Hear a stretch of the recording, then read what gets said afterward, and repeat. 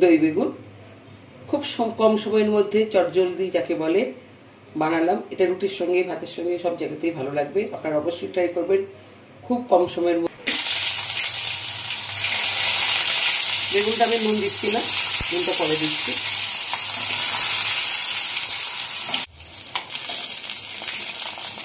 গ্যাসটা করে উঠে দিচ্ছি।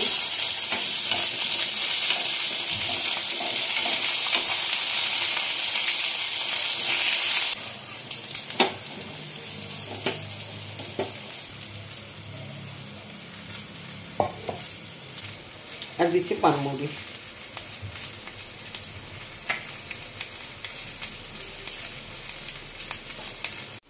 এবার এই দইয়ের মধ্যে তরকাটা দিয়ে দেবো।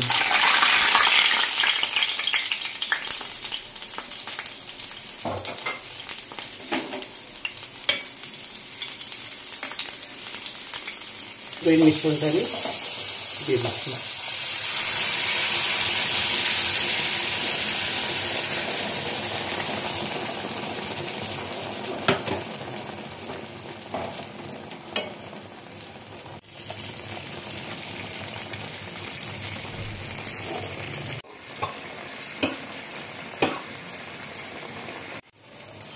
দই বেগুনের রেসিপিটা আমার হয়ে গেছে। এবার আমি একটা পাত্রে ঢেলে দিচ্ছি।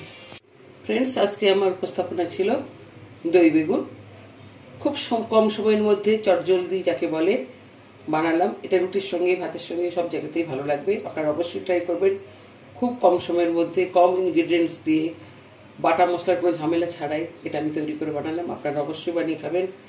আপনারা সবাই সুস্থ থাকুন, ভালো থাকুন। আজকের মতো আমি আসছি, টাটা।